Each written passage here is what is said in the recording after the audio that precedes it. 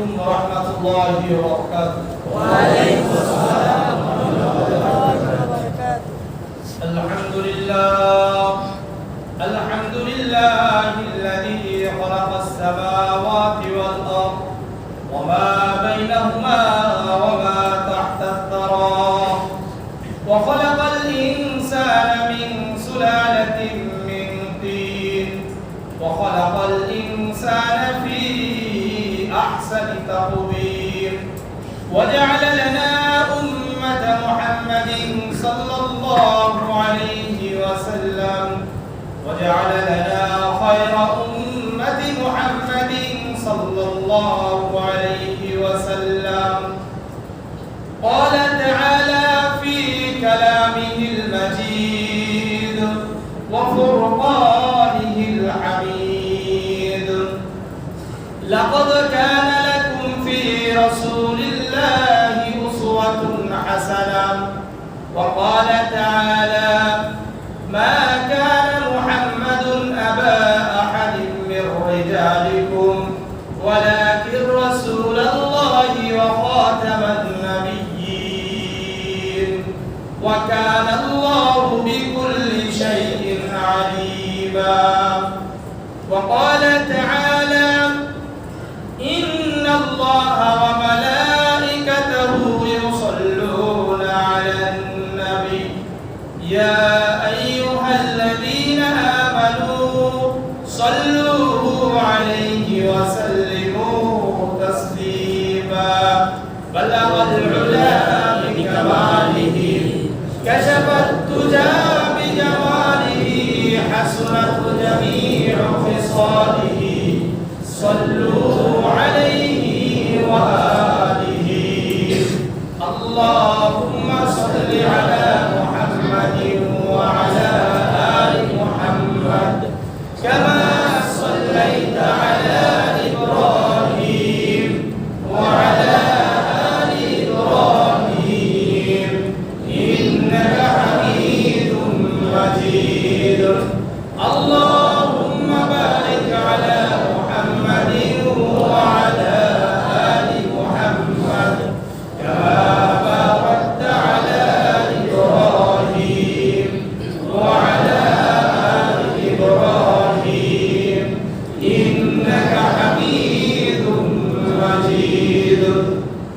وقال رسول الله صلى الله عليه وسلم: إنما بعثت معلما.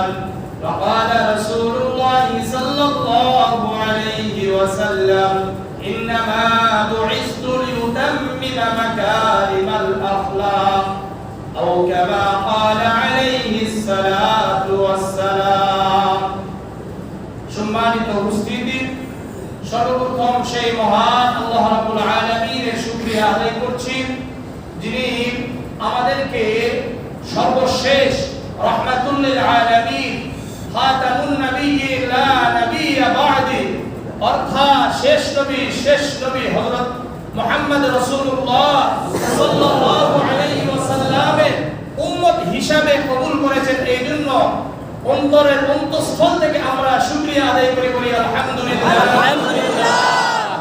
সেই মহামানব শ্রেষ্ঠ মানবের উপরে লাখ কোটি দরুদ পাঠ করি, যার আবির্ভাবে পৃথিবী থেকে সকল প্রকার কুসংস্কার, অজ্ঞতা, মূর্খতা দূরীভূত হয়েছিল, যাকে আল্লাহ তাআলা পৃথিবীতে রাহমাতুল লিল আলামিন হিসেবে প্রেরণ করেছিলেন, যাকে আল্লাহ তাআলা সাহিবুশ শাফাআ শাফাআতের শাফাআতকারী হিসেবে প্রেরণ করেছেন, যাকে আল্লাহ রাব্বুল আলামিন হাশরের ময়দানে যার প্রথম শাফাআতকারী হিসেবে কবুল করবেন এবং যার শাফাআতকে কবুল করা হবে, সেই মহানবী রাসূল করিম সাল্লাল্লাহু আলাইহি ওয়াসাল্লামের দরুদ পাঠ করে বলি সাল্লাল্লাহু আলাইহি ওয়াসাল্লাম।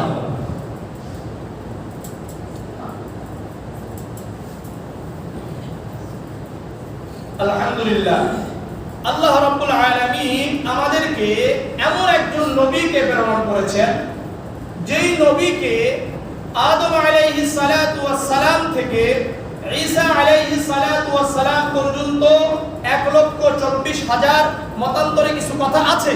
যাই হোক না কেন, যত আম্বিয়া আলাইহিস সালাতু ওয়াস সালাম, যত রাসূলকে প্রেরণ করেছেন, সকল রাসূল এবং নবীদের যত বৈশিষ্ট্য ছিল, যত সিফাত ছিল, যত গুণ ছিল, সকল বৈশিষ্ট্য, সকল গুণগুলোকে একত্রিত করে আল্লাহ রাব্বুল আলামিন আমার আপনার নবী মুহাম্মদ রাসূলুল্লাহকে দান করেছেন। বলেন আল্লাহু আকবার। আল্লাহু আকবার। এমন একজন নবীকে আল্লাহ রাব্বুল আলামিন আমাদেরকে দান করেছেন। অর্থাৎ বলা যায় এমন ভাবে যে আল্লাহর রাসূল হলো সকল আম্বিয়া আলাইহিস সালাতু ওয়াস সালামের মেমরি কার্ড। সকল আম্বিয়া আলাইহিস সালাতু ওয়াস সালামের কি মেমরি কার্ড। Memory card. এক সময় বড় বড় ক্যাসেট ছিল। এই ক্যাসেটে পুরো ক্যাসেট মিলে একটা গান, একটা সঙ্গীত, একটা কিছুক্ষণ সময়ের কিছু আলোচনা, ঠিক কিনা? অনেক অর্থাৎ আধা ঘন্টা, 1 ঘন্টা, 5 মিনিটের একটা সঙ্গীত শুনতে হলে এত বড় একটা কিনে আসতে হইতো, ক্যাসেট কিনতে হইতো, তাই না? এরপরে আস্তে আস্তে ছোট হইতে হইতে হইতে হইতে হইতে হইতে বর্তমানে একটা চিপস চলে আসছে, দেখাই যায় না, পরে গেলে খুঁজে পাওয়া যায় না। এই মেমরি কার্ডের ভিতরে, এসডি কার্ডের ভিতরে আজকে ঘন্টাকে ঘন্টা, সারা দিনের যদি আপনি আলোচনা শুনতে চান, সারা দিনের যদি আপনি আলোচনা শুনতে চান, সারা দিনের বিষয় জানতে চান, তাহলে এই মেমরি কার্ডের ভিতরে রাখা যায় কি যায় না? যায়। ঠিক তেমনি ভাবে আল্লাহ তাআলা আদম আলাইহিস সালাতু ওয়াস সালাম থেকে ঈসা আলাইহিস সালাতু ওয়াস সালাম পর্যন্ত যত নবী, যত রাসূল দুনিয়াতে আসছেন, সকল নবী এবং রাসূলদের বৈশিষ্ট্যগুলোকে আল্লাহ রাব্বুল আলামিন রাসূল করিম সাল্লাল্লাহু আলাইহি ওয়াসাল্লামের মধ্যে দিয়েছেন। বলেন সুবহানাল্লাহ। সুবহানাল্লাহ। দেখতে ছোট হইলেও, যেমন নাকি চিপস মেমরি কার্ড দেখতে বড় না ছোট? ছোট। ছোট, কিন্তু সকল ক্যাসেটগুলোকে যদি একত্রিত করা হয়, সকল ক্যাসেটের ভিতরে যা আছে সব কিছু কার মধ্যে আছে? মেমরি কার্ডের মধ্যে আছে। আছে কি না? আছে। ঠিক তেমনি ভাবে আদম আলাইহিস সালাতু ওয়াস সালাম এত বড় ছিলেন, নূহ আলাইহিস সালাতু ওয়াস সালাম এত বছর বাঁচছেন। আছে কি না? অনেক নবী, সব নবীরা বেশি সময় বাঁচছেন, বেশি দিন পৃথিবীতে ছিলেন, তাদের গুণ অনেক বেশি থাকার কথা। ওইটাই আধুনিক কথা। এই জন্য আমি বলি, পৃথিবীতে যত বেশি বিজ্ঞানের যত আবির্ভাব হবে, যত বেশি আমাদের কাছে প্রকাশ পাবে, ইসলামকে বোঝা আমাদের জন্য সহজ হয়ে যাবে। ঠিক। যেমন আল্লাহ রাব্বুল আলামিন হযরত দাউদ আলাইহিস সালাতু ওয়াস সালামকে এমন কণ্ঠস্বর দান করেছিলেন, কোরআনের মধ্যে আসছে, যখন দাউদ আলাইহিস সালাতু ওয়াস সালাম যাবুর তেলাওয়াত করতেন, পাখিগুলো দাউদ আলাইহিস সালাতু ওয়াস সালামের আশেপাশে ভিড় জমাতেন। নদীর মাছগুলো দাউদ আলাইহিস সালাতু ওয়াস সালামের যাবুর তেলাওয়াত শোনার জন্য ভিড় জমাইতো। বলেন সুবহানাল্লাহ। সুবহানাল্লাহ। অর্থাৎ দাউদ আলাইহিস সালাতু ওয়াস সালামকে আল্লাহ রাব্বুল আলামিন এমন কণ্ঠস্বর দান করেছিলেন, এই কণ্ঠ শোনার জন্য, আল্লাহর কিতাব শোনার জন্য পাখিগুলো পর্যন্ত স্থির থাকতে পারতো না। পাখিগুলো এবং সমুদ্রের মাছগুলো পর্যন্ত জমা হয়ে যেত। সুবহানাল্লাহ। এই জন্য যেখানে কুরআন তেলাওয়াত করা হয়, যেখানে আল্লাহ তাআলার কিতাব তেলাওয়াত করা হয়, ওই জায়গাগুলো পর্যন্ত অনুভব করে। বলেন সুবহানাল্লাহ। সুবহানাল্লাহ। এবং কুরআনের তেলাওয়াত যখন পশু পাখি শুনবে, তারাও এটা অনুভব করে। বলেন সুবহানাল্লাহ। সুবহানাল্লাহ। সহিহ বুখারীর হাদিস, এক সাহাবী এক রাতে কুরআন তেলাওয়াত করছেন, সূরাতুল কাহফ। এখন এই সাহাবী যখন কুরআন তেলাওয়াত করে, পাশে একটি ঘোড়া বাঁধা ছিল। এই যখন কোরআন তেলাওয়াত শুরু হয়ে যায়, এই ঘোড়া লাফাইতে শুরু করে, এবং ওই সাহাবী দেখতে পেলেন আকাশ থেকে একটি আলোর ফোকাস, একটি আলোর রশ্মি তার ঘর পর্যন্ত পৌঁছে গেছে। বলেন সুবহানাল্লাহ। সুবহানাল্লাহ। যখন কোরআন তেলাওয়াত বন্ধ করে দেয়, সঙ্গে সঙ্গে ওই ঘোড়া লাফালাফি বন্ধ করে দেয়, এবং ওই আলোর ছোটা যেটা ছিল এটা বন্ধ হয়ে যায়। আবার যখন কোরআন তেলাওয়াত শুরু করে দেয়, ওই ঘোড়া আবার লাফাইতে শুরু করে। বলেন সুবহানাল্লাহ। সুবহানাল্লাহ। এবং আলোক রশ্মি আবার চলে আসে। বলেন সুবহানাল্লাহ। সুবহানাল্লাহ। পরের দিন আল্লাহ রাসূল সাল্লাল্লাহু আলাইহি ওয়াসাল্লামের কাছে গিয়ে বললেন, ইয়া রাসূলুল্লাহ ইয়া হাবিবাল্লাহ, গতকাল একটি আশ্চর্য ঘটনা ঘটেছে আমার সাথে। আল্লাহ রাসূল বললেন, কি হয়েছে? সাহাবী বললেন, ইয়া রাসূলুল্লাহ ইয়া হাবিবাল্লাহ, যখন আমি কোরআন তেলাওয়াত শুরু করে দিই, আমার ঘোড়া লাফাইতে শুরু করে এবং আসমান থেকে একটি আলোক ছোটা আমার ঘর পর্যন্ত পৌঁছে যায়। বলেন সুবহানাল্লাহ। সুবহানাল্লাহ। আল্লাহ রাসূল সাল্লাল্লাহু আলাইহি ওয়াসাল্লাম বললেন, হে আমার সাহাবী, শুনে রাখো, যখন কোরআন তেলাওয়াত করা হয়, পশু পাখি এটা অনুধাবন করতে পারে, তোমার ঘোড়া অনুধাবন করতে পারে। যখন তুমি কোরআন তেলাওয়াত করছিলে, সঙ্গে সঙ্গে ওই ঘোড়া আনন্দে নাচানাচি করছিল। বলেন সুবহানাল্লাহ। সুবহানাল্লাহ। এই জন্য কোরআন তেলাওয়াত সবাই বুঝে।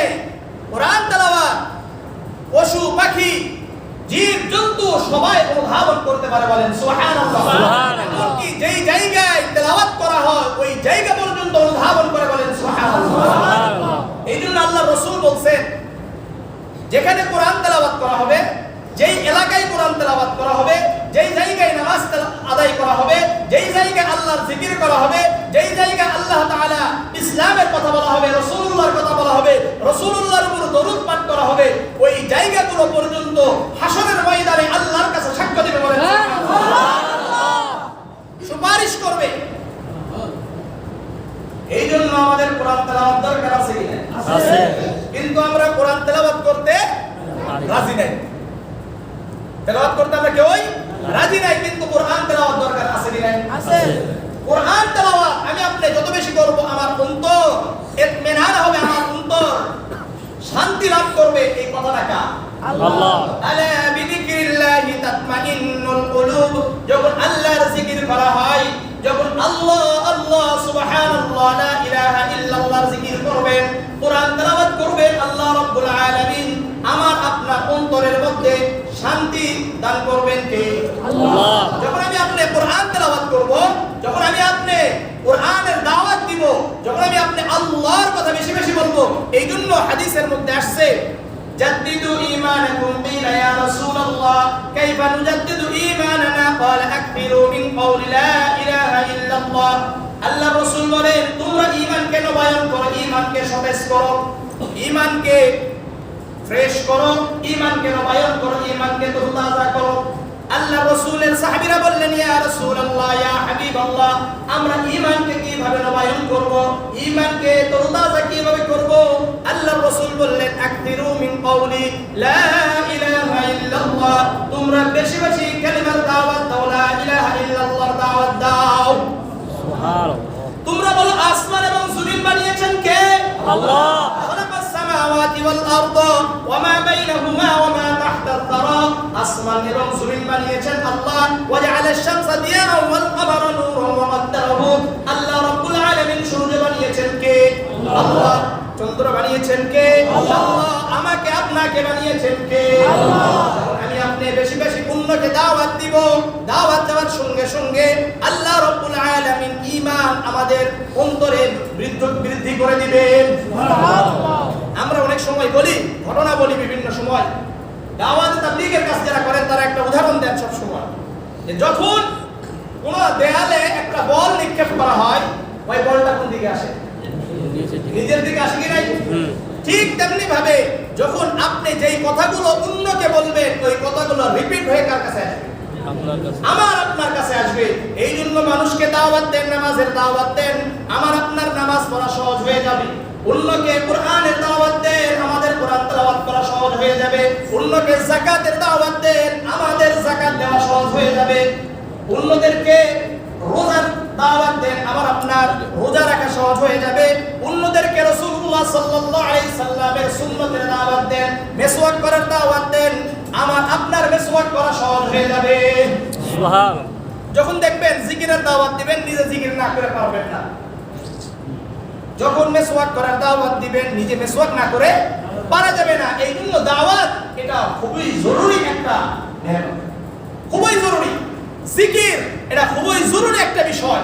এই জন্য যেমন আমাদেরকে দাওয়াত তাবলীগের মেহনত করতে হবে, ঠিক তেমনি ভাবে আমাদেরকে একত্রিত ভাবেও জিকির করা দরকার এবং একক ভাবেও জিকির করা দরকার। রাজি আছেন? ইনশাআল্লাহ। সবাইকে করা দরকার। জিকির করলে আপনার অন্তরের ভিতরে আলাদা একটা প্রশান্তি লাভ করবেন। এই জন্য আমাদের আকাবিরিনদের বিষয়টা ছিল, সাহাবাদের বিষয়টা ছিল আলাদা, আর আমরা হয়ে গেছি আলাদা। আমরা ডিভাইডেশন তৈরি করছি, সেপারেশন তৈরি করেছি, কিন্তু সাহাবাদের মধ্যে কোনো সেপারেশন ছিল না। একই সাহাবী জিকির করতেন, একই সাহাবী দাওয়াত দিতেন, একই সাহাবী জিহাদ ফি সাবিলিল্লাহর মধ্যে লিপ্ত থাকতেন এবং কোরআনের প্রশিক্ষণের মধ্যে লিপ্ত থাকতেন। কয়টা? চারটা। দাওয়াত তাবলীগের কাজ করতে হবে, কোরআনের শিক্ষার সাথে লেগে থাকতে হবে, জিকিরের সাথে তাসকিয়াতুন নাফস অর্থাৎ আত্মশুদ্ধির সাথে লেগে থাকতে হবে, জিহাদ ফি সাবিলিল্লাহ আল্লাহর কোরআন এবং রাসূলুল্লাহর জীবনীকে বাস্তবায়নের জন্য চেষ্টা করতে হবে। রাজি আছেন ইনশাআল্লাহ? এই জন্য কোরআন তেলাওয়াত, এই দাউদ আলাইহিস সালাতু ওয়াস সালামকে আল্লাহ তাআলা কণ্ঠস্বর দান করেছিলেন। সবচাইতে উত্তম এবং শ্রেষ্ঠ কণ্ঠস্বর আল্লাহ রাব্বুল আলামিন কাকে দিয়েছেন? দাউদ আলাইহিস সালাম। মুহাম্মাদুর রাসূলুল্লাহ সাল্লাল্লাহু আলাইহি ওয়াসাল্লাম। আগে দাউদ আলাইহিস সালাতু ওয়াস সালামকে বলা হবে পড়ো, এরপরে রাসূলুল্লাহকে বলা হবে পড়ো, এরপরে আল্লাহ রাব্বুল আলামিন নিজেই জান্নাতীবাসীদেরকে কোরআন তেলাওয়াত করে শোনাবেন। সুবহানাল্লাহ। এটা আমরা জানি না যে তৃতীয় বক্তা, দ্বিতীয় বক্তা, তারপরে প্রধান বক্তা, এর অর্থ কি? তৃতীয় বক্তা অর্থাৎ সে একটু নিচে, এরপরে দ্বিতীয় বক্তা, এরপরে প্রধান বক্তা। ঠিক তেমনি ভাবে আগে দাউদ আলাইহিস সালাতু ওয়াস সালাম তেলাওয়াত করবেন, এরপরে রাসূল সাল্লাল্লাহু আলাইহি রাসূলুল্লাহ তেলাওয়াত করবেন, এরপরে আল্লাহ আল্লাহ স্বয়ং কোরআন তেলাওয়াত করে আমাদেরকে শোনাবেন। বলেন আল্লাহু আকবার। আল্লাহু আকবার। আল্লাহ রাব্বুল আলামিন হযরত ঈসা আলাইহিস সালাতু ওয়াস সালামকে এমন ডাক্তারি বিদ্যা দান করেছিলেন, চিকিৎসা বিদ্যা দান করেছিলেন, যদি একেবারে জন্ম অন্ধ দেখতেই পাই না, হযরত ঈসা আলাইহিস সালাতু ওয়াস সালাম যদি ওই অন্ধ ব্যক্তিকে যদি তার চোখে হাত দিত, আল্লাহ রাব্বুল আলামিন অন্ধ ভালো করে দিতেন। সুবহানাল্লাহ। মৃত ব্যক্তি গায়ে হাত দিলেন, আল্লাহ রাব্বুল আলামিন মৃত ব্যক্তিকে চিন্তা করে দিতেন। বলেন আল্লাহু আকবার। আল্লাহু আকবার। কুষ্ঠ রোগী যদি থাকতো, হযরত ঈসা আলাইহিস সালাতু ওয়াস সালাম কুষ্ঠ রোগীর গায়ে হাত দিলেন, আল্লাহ রাব্বুল আলামিন হযরত ঈসা আলাইহিস সালাতু ওয়াস সালামের হাতের ছোঁয়ায় আল্লাহ রাব্বুল আলামিন ওই কুষ্ঠ রোগীকে ভালো করে দিতেন। সুবহানাল্লাহ। এরকম বিভিন্ন বড় বড় দায়িত্ব। এই জন্য হযরত ঈসা আলাইহিস সালাতু ওয়াস সালামের আরেক নাম কি? মাসীহ ইবনে মারইয়াম। মাসীহ আরেক নাম কি? মাসীহ শব্দ অর্থ হলো স্পর্শকারী। কি করা? স্পর্শ করা। অর্থাৎ ঈসা আলাইহিস সালাতু ওয়াস সালাম বিভিন্ন রোগীদের গায়ে হাত দিতেন, আল্লাহ রাব্বুল আলামিন রোগীদেরকে ভালো করে দিতেন। অন্ধ ব্যক্তিদের চোখে হাত দিতেন, আল্লাহ রাব্বুল আলামিন অন্ধ ভালো করে দিতেন। এই জন্য হযরত ঈসা আলাইহিস সালাতু ওয়াস সালামের এক নাম কি? মাসীহ। আরেক কারণ আছে এটা। মাসীহ বলা হয় যিনি নাকি সফর করে। কি করে? ঘুরে বেড়ায়। হযরত ঈসা আলাইহিস সালাতু ওয়াস সালাম ঘুরে মানুষকে কি করতেন? দাওয়াত দিতেন। এই জন্য আল্লাহ রাব্বুল আলামিন এরপর হযরত মূসা আলাইহিস সালাতু ওয়াস সালামের সময় জাদুবিদ্যার একটা বিশাল প্রসার ছিল। জাদুবিদ্যা অনেক দাম ছিল, ডিমান্ড ছিল। যারা বেশি প্রভাবশালী তারা জাদু জানতো। তো আল্লাহ রাব্বুল আলামিন হযরত মূসা আলাইহিস সালাতু ওয়াস সালামকে এমন জাদুবিদ্যা, এমন মুআজিজা দান করলেন, এমন ক্ষমতা দিলেন যে হযরত মূসা আলাইহিস সালাতু ওয়াস সালাম যখন ফিরআউনের দরবারে আসলেন, তারা অর্থাৎ ফিরআউন বলল, قال بل ألقوا فإذا حبالهم وعصيهم يخيل إليه من سحرهم أنها تسعى। এখন ফিরআউন বলল তাদেরকে যে তারা যেন, অর্থাৎ হযরত মূসা আলাইহিস সালাতু ওয়াস সালাম বলল, ঠিক আছে তোমরা কি করো, তোমাদের হাতে যে দড়িগুলো আছে এগুলো ছেড়ে দাও, দেখি কি হয়। ছেড়ে দিয়েছে, দেখে যে অনেক সাপ হয়ে গেছে, সবগুলো দড়ি কি হয়ে গেছে?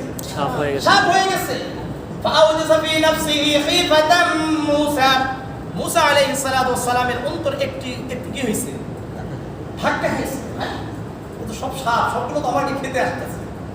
আল্লাহ বললেন, হে মূসা তুমি কি করো, তোমাকে যে আমি আল্লাহ লাঠি দিয়েছি এই লাঠিটা ছেড়ে দাও।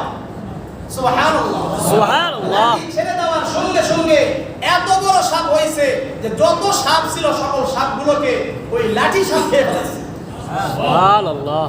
সঙ্গে সঙ্গে যত জাদুকর ছিল সকল জাদুকর আল্লাহর জন্য সেজদায় পড়ে গেছে এবং মূসা আলাইহিস সালাতু ওয়াস সালামের আল্লাহর উপরে তারা ঈমান এনেছে। বলেন সুবহানাল্লাহ। সুবহানাল্লাহ। হযরত সুলাইমান আলাইহিস সালাতু ওয়াস সালামকে আল্লাহ রাব্বুল আলামিন শক্তি দান করেছিলেন। কেমন শক্তি? তাখতে সুলাইমান অর্থাৎ দুনিয়ার এক পার্শ্ব থেকে আরেক পার্শ্বে চলে যেতেন, উড়েই চলে যেতেন। অনেকে মনে করে যে সুলাইমান আলাইহিস সালাতু ওয়াস সালামকে আল্লাহ রাব্বুল আলামিন এমন একটা শক্তি দান করেছিলেন, আমাদের নবীকেও কি এমন শক্তি দিয়েছিলেন? সুলাইমান আলাইহিস সালাতু ওয়াস সালামের তাখত যেটা ছিল, সিংহাসন ছিল, এটা আসমানের নিচে চলতো, আসমানের উপর চলে নাই। কিন্তু আল্লাহ রাব্বুল আলামিন আমার আপনার নবীকে এমন একটি বুররাক দান করেছিলেন যে বুররাকে উঠে আল্লাহ রাব্বুল আলামিন রাসূলুল্লাহ সাল্লাল্লাহু আলাইহি ওয়াসাল্লামকে মসজিদে হারাম থেকে পলকে মুহূর্তের মধ্যে মসজিদে আকসা অর্থাৎ ফিলিস্তিনে নিয়ে চলে গেছেন। ওখান থেকে আল্লাহ রাব্বুল আলামিন প্রথম আসমান, দ্বিতীয় আসমান, তৃতীয় আসমান, চতুর্থ আসমান, পঞ্চম আসমান, ষষ্ঠ আসমান এবং সিদরাতুল মুনতাহা পর্যন্ত আল্লাহ রাব্বুল আলামিন আমার আপনার নবীকে পৌঁছে দিয়েছেন। সুবহানাল্লাহ। তাহলে শক্তি কোন জায়গায় এসেছে? রাসূল সাল্লাল্লাহু আলাইহি ওয়াসাল্লাম এই জন্য বললো যে হযরত মুহাম্মদ রাসূলুল্লাহ সাল্লাল্লাহু আলাইহি ওয়াসাল্লামকে সকল নবী এবং রাসূলের বৈশিষ্ট্য এবং সিফাতগুলো আল্লাহ রাব্বুল আলামিন আমার আপনার নবী মুহাম্মদ রাসূলুল্লাহকে দান করেছেন। সুবহানাল্লাহ। আর এই দান করে আল্লাহ রাব্বুল আলামিন সর্বশেষ খাতামুন নবিয়্যিন শেষ নবী হিসেবে দান করেছেন। বলেন আল্লাহু আকবার। আল্লাহু আকবার। যখন সকল বৈশিষ্ট্য পঞ্জীভূত হয়ে গেছে, সকল বৈশিষ্ট্য আর দুনিয়া তার কোনো বৈশিষ্ট্য দরকার নেই, সকল নবীর প্রয়োজনীয়তা শেষ হয়ে গেছে, তখন আমার আপনার নবী মুহাম্মদ রাসূলুল্লাহকে পৃথিবীতে প্রেরণ করে আল্লাহ রাব্বুল আলামিন ঘোষণা করেছেন, ওয়ালাকির রাসূলুল্লাহি ওয়া খাতামান নাবিয়্যিন, আমার রাসূল মুহাম্মদকে আমি শেষ নবী হিসাবে, শেষ রাসূল হিসাবে প্রেরণ করলাম। বলেন সুবহানাল্লাহ। সুবহানাল্লাহ। এবং আল্লাহ রাব্বুল আলামিন বললেন, আমি শেষ নবী এবং শেষ রাসূল হিসাবে মুহাম্মদকে প্রেরণ করলাম তোমাদের জন্য উত্তম আদর্শ হিসাবে। আল্লাহ বলেন, লাকাদ কানা লাকুম ফি রাসূলিল্লাহি উসওয়াতুন হাসানাহ, আল্লাহ রাসূলের মধ্যে তোমাদের জন্য উত্তম আদর্শ রয়েছে, উসওয়া রয়েছে। বলেন সুবহানাল্লাহ। সুবহানাল্লাহ। স্যাম্পল কি আছে? স্যাম্পল। উসওয়া কাকে বলা হয়? যে এমন একটি স্যাম্পল, এমন একটি নমুনা যেটা মধ্যে কোনো ত্রুটি নেই, যেখানে কোনো সন্দেহ নেই, যেই উসওয়ার মধ্যে, যেই আদর্শের মধ্যে কোনো পদস্খলন হবে না, এমন আদর্শকে কি বলা হয়? উসওয়া বলা হয়। যেটা এমন একটা উসওয়া, এমন একটা আদর্শ যেটা প্রয়োজনীয়তা বুঝে, রুচি বুঝে, সমাজ বুঝে, সময় বুঝে। যেমন ধরেন আমাদের কাছে অনেক সময় দেখা যায় আমরা বিভিন্ন ফার্নিচার কিনতে যাই, বিভিন্ন আমাদের সামনে কি দেওয়া হয়? একটা ক্যাটালগ দেওয়া হয়। এই ক্যাটালগ দেখে দেখে আমরা বেছে বেছে বেছে বেছে যেটা আমাদের জন্য রুচি সম্মত সেটাকে আমরা কেনার জন্য চেষ্টা করি। এখন ধরেন বাড়ি হলো আপনার টিনের, কিন্তু 1 লাখ টাকার যদি আপনি কি লাগান, দরজা লাগান, তাহলে এটা কি রুচি সম্মত না রুচিহীন হয়? রুচিহীন হয়ে যাবে। কিন্তু যদি বাড়ি যদি কয়েক কোটি টাকার হয়, তাহলে 2 লক্ষ 3 লক্ষ টাকার যদি একটা কি লাগানো হয়, দরজা লাগানো হয়, তাহলে এটা কি রুচি সম্মত না রুচিহীন? সম্মত। এটা রুচি সম্মত। ঠিক তেমনি ভাবে আল্লাহ রাব্বুল আলামিন আপনার রাসূল মুহাম্মদ রাসূলুল্লাহকে এমন স্যাম্পল হিসেবে প্রেরণ করলেন, এমন স্যাম্পল হিসেবে প্রেরণ করলেন যেখানে সকল প্রয়োজনীয়তা, সকল রুচি সম্মত এটা আল্লাহ রাব্বুল আলামিন আমার আপনার নবীর মধ্যে দিয়েছেন। বলেন সুবহানাল্লাহ। সুবহানাল্লাহ। এই যে আল্লাহ রাব্বুল আলামিন আমার আপনার নবীকে যে শেষ নবী হিসেবে প্রেরণ করলেন এবং আমার আপনার নবীকে আল্লাহ রাব্বুল আলামিন সর্বশ্রেষ্ঠ আদর্শ হিসেবে প্রেরণ করলেন, এটার 4টা কারণ আছে। কয়টা কারণ? চারটা কারণ, এই চারটা কারণকে বুঝবেন। আল্লাহ রাসূল সাল্লাল্লাহু আলাইহি সাল্লামের মধ্যে আল্লাহ রাব্বুল আলামিন সামগ্রিকতা দিয়েছেন। মানে আল্লাহ রাসূলের জীবনটা হলো ব্যাপক। আল্লাহ রাসূলের জীবন কি ব্যাপক, যেটাকে আরবিতে বলা হয় জামিয়া। সামগ্রিকতা রয়েছে, অর্থাৎ আপনি আমি যদি একজন বাবা হিসেবে আল্লাহ রাসূলের দিকে তাকাই, তাহলে আমার জন্য আমি নমুনা পেয়ে যাব। আমি যদি দাদা হিসেবে রাসূলের দিকে তাকাই, তাহলে দাদা হিসেবে কি করণীয় এটা আমি রাসূলের জীবনে পেয়ে যাব। আমি যদি ভাই হিসেবে রাসূলুল্লাহ সাল্লাল্লাহু আলাইহি সাল্লামের দিকে তাকাই, তাহলে রাসূলুল্লাহ সাল্লাল্লাহু আলাইহি সাল্লামের মধ্যে আমি একটা নমুনা পেয়ে যাব, একটা উদাহরণ পেয়ে যাব। বলেন সুবহানাল্লাহ। সুবহানাল্লাহ। আপনি আমি যদি শিক্ষক হিসেবে আল্লাহর রাসূলের দিকে তাকাই, তাহলে আমি আপনি শিক্ষকতার জন্য একটি উদাহরণ, একটি নমুনা পেয়ে যাব। আমি আপনি যদি একজন লিডার হিসাবে, নেতা হিসাবে আল্লাহ রাসূলের দিকে তাকাই, আল্লাহ রাসূল সাল্লাল্লাহু আলাইহি ওয়াসাল্লামের জীবনের দিকে তাকাই, পর্যালোচনা করি, তাহলে একজন লিডার হিসাবে, একজন নেতা হিসাবে কি করণীয় এর উদাহরণ, এর নমুনা আল্লাহ রাব্বুল আলামিন দিয়েছেন। বলেন সুবহানাল্লাহ। একজন কৃষক হিসাবে যদি তাকান, একজন চাকর হিসাবে যদি তাকান, অর্থাৎ একজন ব্যবসায়ী হিসাবে যদি তাকান, একজন স্বামী হিসাবে যদি তাকান, আল্লাহ রাব্বুল আলামিন সকল নমুনা, সকল উদাহরণ আল্লাহ রাব্বুল আলামিন রাসূলুল্লাহ সাল্লাল্লাহু আলাইহি ওয়াসাল্লামের মধ্যে দিয়েছেন। সব পাওয়া যাবে। এই জন্য রাসূলুল্লাহ সাল্লাল্লাহু আলাইহি ওয়াসাল্লামের এই সামগ্রিক জীবনটা চারটা ভাগে আবার ভাগ। কয়টা? অনেকে তিনটা বলে, আমি চারটা বলি। একটা হলো আকওয়ালুন নবী সাল্লাল্লাহু আলাইহি ওয়াসাল্লাম, আল্লাহর রাসূলের সকল কথা, সকল কি কথা। আফআলুন নবী সাল্লাল্লাহু আলাইহি ওয়াসাল্লাম, আল্লাহর রাসূলের সকল কাজসমূহ। কয়টা?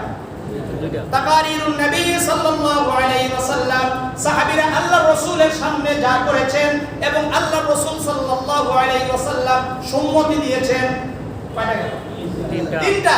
আর হলো শামাইলুন নবী, অর্থাৎ আল্লাহ রাসূল সাল্লাল্লাহু আলাইহি সাল্লামের চোখ কেমন ছিল, আল্লাহ রাসূল সাল্লাল্লাহু আলাইহি সাল্লামের দাড়ি কেমন ছিল, আল্লাহ রাসূল সাল্লাল্লাহু আলাইহি ওয়াসাল্লামের চুল কেমন ছিল, চুলের সিস্টেমটা কেমন ছিল, আল্লাহ রাসূল সাল্লাল্লাহু আলাইহি সাল্লামের হাঁটা কেমন ছিল, আল্লাহ রাসূল সাল্লাল্লাহু আলাইহি সাল্লামের ট্যাগ দেওয়া কেমন ছিল, আল্লাহ রাসূল সাল্লাল্লাহু আলাইহি ওয়াসাল্লামের ঘুমানোর সিস্টেমটা কেমন ছিল, এগুলো হলো শামাইল বলা হয়। এগুলো কি বলা হয়?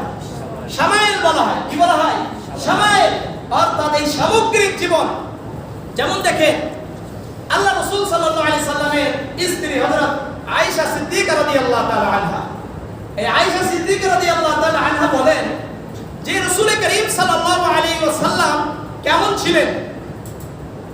উনি বলছেন যখন আল্লাহর রাসূল সাল্লাল্লাহু আলাইহি ওয়াসাল্লাম বাড়িতে ঢুকতেন, ঢোকার সঙ্গে সঙ্গে আসসালামু আলাইকুম ওয়া রাহমাতুল্লাহ বলতেন এবং একটা মুস্কি হাসি দিতেন। বলেন সুবহানাল্লাহ। সুবহানাল্লাহ। আল্লাহর রাসূল যত পেরেশানি থাকুক, যত চিন্তা যুক্ত থাকুক, কিন্তু বাড়িতে যখন ঢুকতেন তখন বুঝতে দিতেন না আমি চিন্তাযুক্ত, আমি পেরেশানির মধ্যে রয়েছি, আমি টেনশনের মধ্যে রয়েছে, এটা বুঝতে দিতেন না।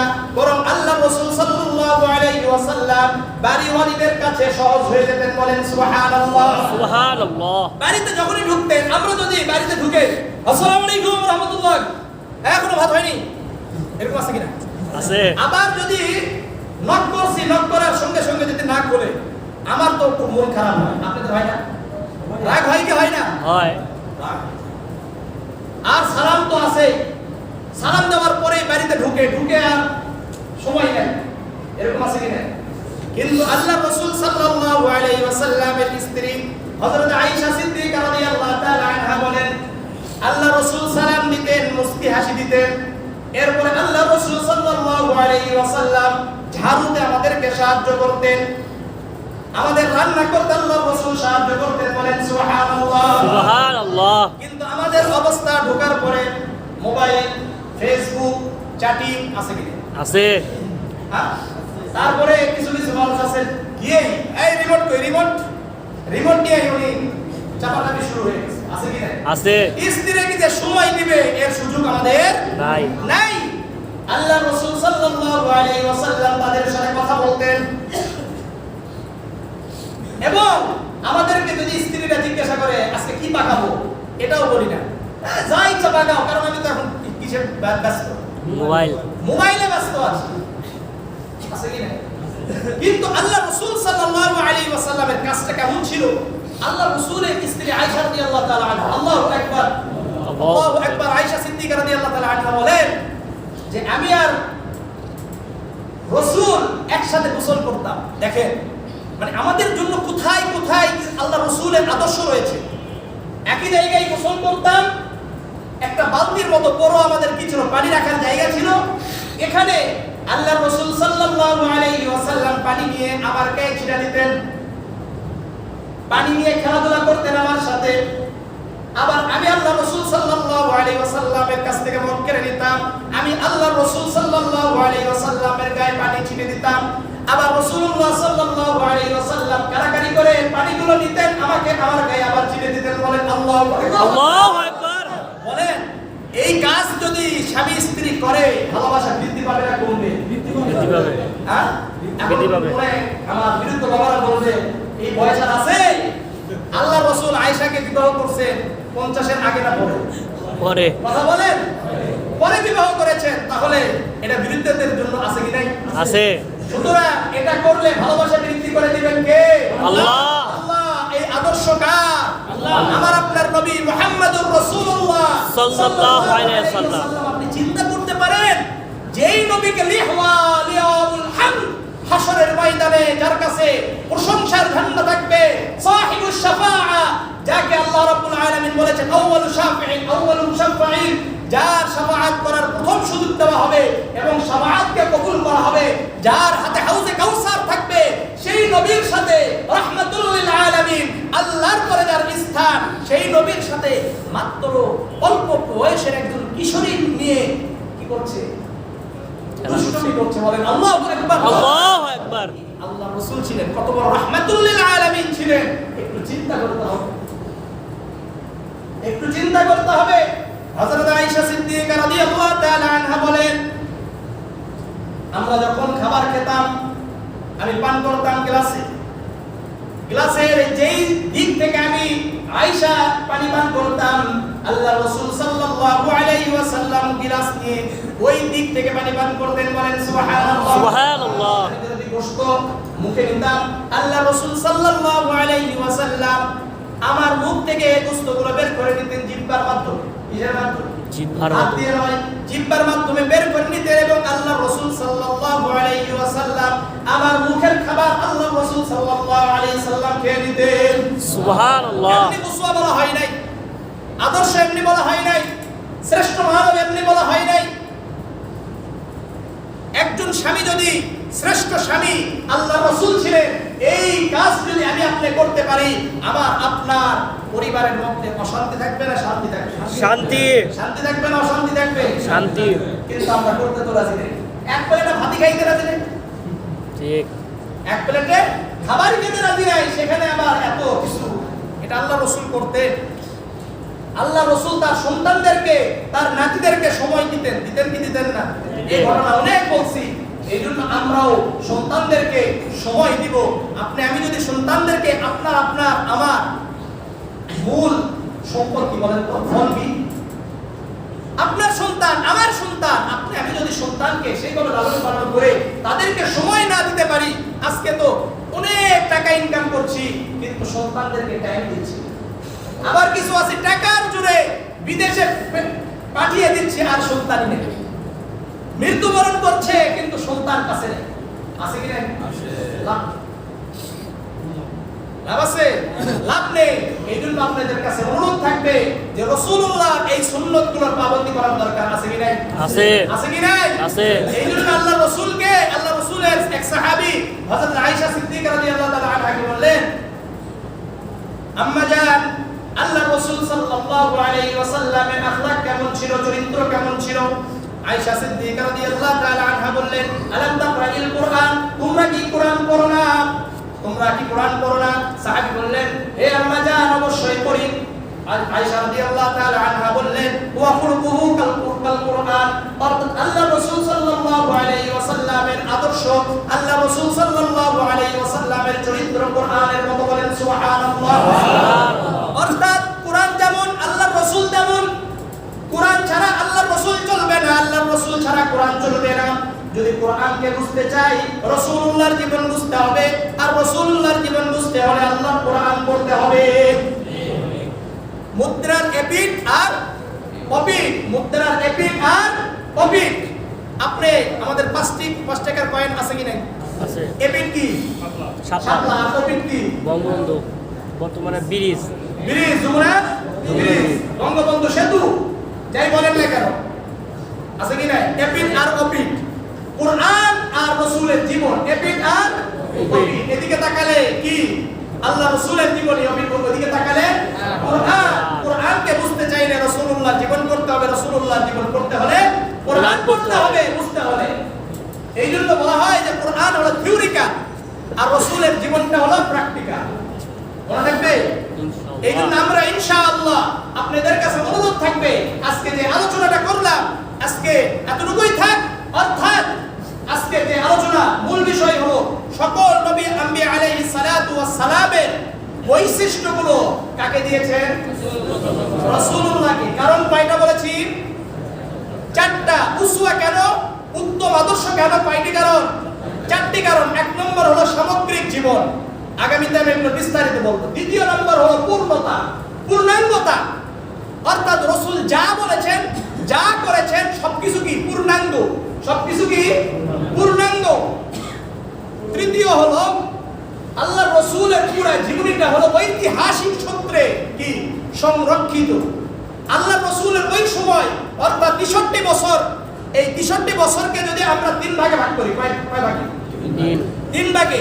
একটা হলো 40 বছর আগ পর্যন্ত, ক্বাবলাল বিআসা, নবুয়তের পূর্ব জীবন। দ্বিতীয় হলো মাক্কি জীবন, 13 বছর। কত বছর? 13 বছর। আর মাদানী জীবন, এটা হলো কত বছরে? 10 বছর। আল্লাহ রাসূলের জীবনকে ভাগ করা হয় কয় ভাগে? 3 ভাগে। একটা হলো কত বলেন? 40। আরেকটা 13। এই 13 বছর কোথায়? মাক্কি জীবন। মানে নবুয়ত পাওয়ার পরে মাক্কি জীবন কতদিন? 13 বছর। এবং এর পরে মাদানী জীবন কত বছরে? 10 বছর। 10 বছরে। ঠিক আছে? এই পুরো জীবনটা আমাদের কাছে ঐতিহাসিক সূত্রে কি আছে? সংরক্ষিত আছে।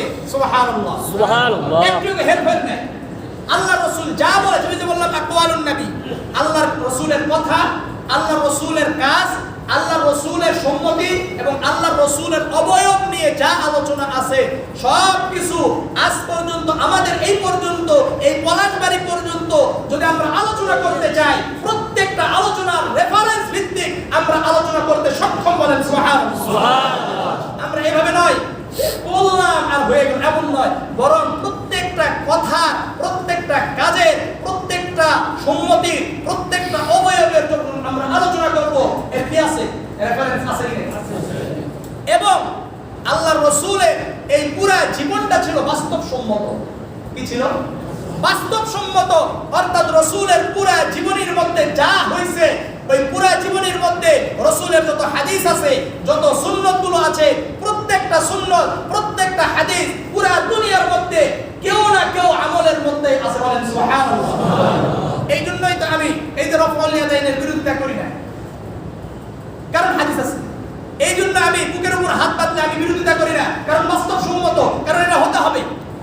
কেউ জোরে আমিন বললে আমি এর বিরোধিতা করি না, কারণ বাস্তবসম্মত আল্লাহর রাসূলের হাদিস আছে। এই জন্য এর বিরোধিতা আমি নাই। কথা বুঝেন না? হ্যাঁ, কথা বুঝছেন? কারণ আপনি যদি ভালো করে যদি রেফারেন্স কোরআন হাদিস ভালো করে দেখেন, সহিহ বুখারী থেকে যত হাদিসের কিতাব আছে, সকল হাদিসের কিতাবগুলোকে যদি ভালো করে কেউ পড়ে, তাহলে যত আমল আছে প্রত্যেকটা আমলের উপর আপনি হাদিস পাবেন। প্রত্যেকটা আমলের উপর আপনি হাদিস যেহেতু পাবেন, সেহেতু এগুলোর বিরোধিতা করার কোনো সুযোগ নাই। ইনশাআল্লাহ আগামী সপ্তাহে আমি যারা কারেকশন করেন, কারেকশন দ্বিতীয় তলায়, তৃতীয় তলায় যারা আছেন তারা কারেকশন শুরু করে দেন ইনশাআল্লাহ। তো যাই হোক, এই পর্যন্ত আজকের আলোচনা। আমরা আগামীতে ইনশাআল্লাহ রাসূল করিম সাল্লাল্লাহু আলাইহি সাল্লামের সামগ্রিক জীবন এবং এই সামগ্রিক জীবন, এরপরে পূর্ণতা জীবন, পূর্ণাঙ্গ জীবন, এরপরে বাস্তবসম্মত জীবন, ঐতিহাসিক সূত্রে জীবন, ঐতিহাসিক সূত্রের এই যে জীবনটা আছে এটা নিয়ে আলোচনা হবে এবং রাসূল করিম সাল্লাল্লাহু আলাইহি ওয়াসাল্লামের যে জীবনটা পূর্ণাঙ্গ হওয়ার পরে যে সিফাতগুলো যে বৈশিষ্ট্যগুলো আছে এগুলো আবার 4 সাহাবীর মধ্যে আছে। কয় সাহাবী? 4 সাহাবী। ইনশাআল্লাহ আমরা আগামী সপ্তাহে যতটুকু পারি এরপরে আলোচনা করব ইনশাআল্লাহ। আজকের যে আলোচনার বিষয় হয়ে গেল আলহামদুলিল্লাহ আমাদের মসজিদের কাজ হচ্ছে কিনা? হ্যাঁ কথা বলেন, আমাদের মসজিদের কাজ হচ্ছে কিনা?